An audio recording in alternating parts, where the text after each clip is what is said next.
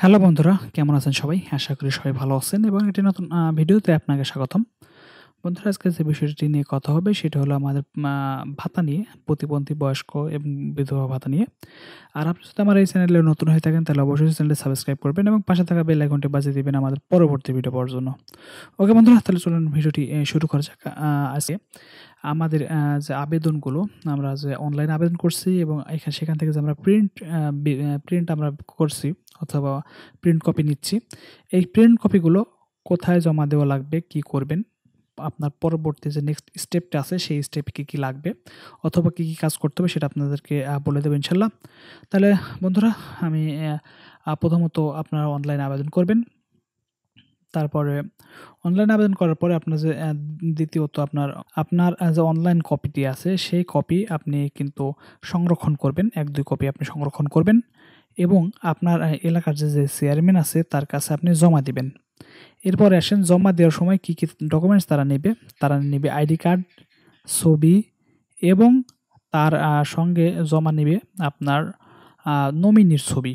ওকে, মানে নমিনি বলতে আপনি বুঝতে পারছেন যে ব্যাঙ্ক অ্যাকাউন্টে যেমন নমিনি নেয় তেমন এটাতেও নমিনি নিবে, যে আপনার অবর্তমানে যে থাকবে সেই ভাতাটি তার নামে হয়ে যাবে।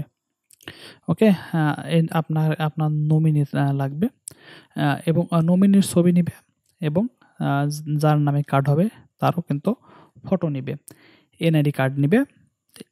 এইগুলো দিয়ে আপনি আপনার যে আপনার নিকটস্থ জনপ্রতিনিধি আছে, যেমন মেম্বার, চেয়ারম্যান, আপনি ঠিক এদের হাতে এই ফাইলগুলো আপনি জমা দিতে পারেন অথবা আপনার যে ইউনিয়ন পরিষদ আপনি সেখানেও আপনার ফাইলটা জমা দিতে পারেন। ওকে, আপনি এই গেল আপনার আবেদন করার পরবর্তী স্টেপ আপনার জমা দেওয়া পর্যন্ত।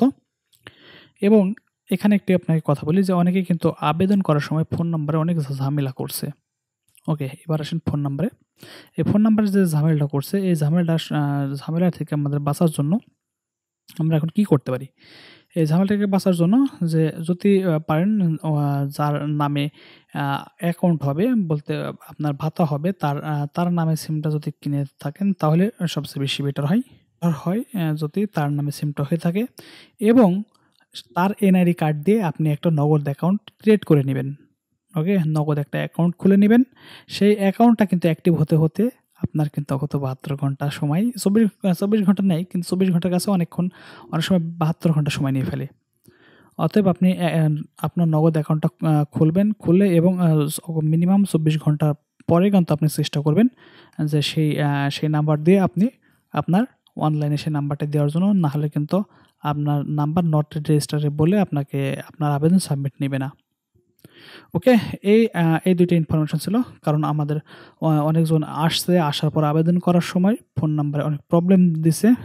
অনেকেই বিকাশ খুলছে, খুলছে কিন্তু নগদ খোলার সঙ্গে সঙ্গে তারা কিন্তু আবার চলে আসছে আবেদন করার জন্য। আসলে এটা কিন্তু হবে না। আপনার ঠিক আপনার নগদ খোলার ঠিক 24 থেকে 72 ঘন্টা পরে কিন্তু সেটা ঠিকঠাক কাজ করে। ওকে বন্ধুরা, আজকে এই পর্যন্তই। আজকে এইটুকু আপডেট দেওয়ার ছিল। আর আপনাদের যদি ফোনে নগদ না থাকে অবশ্যই খুলে নিয়ে আপনি আবেদন করুন। যার জিনিস সেটাই নেবেন, কারণ অন্য কারোর নাম্বার না দেওয়ার থেকে বিরত থাকুন। আর যদি পরিবারের ফোন নাম্বার হয় অবশ্যই দিয়ে দিন। ওকে বন্ধুরা, আজকে এই পর্যন্তই। দেখা হবে আবার অন্য কোনো ভিডিওতে। সে পর্যন্ত সবাই ভালো থাকেন। Bye bye, tata.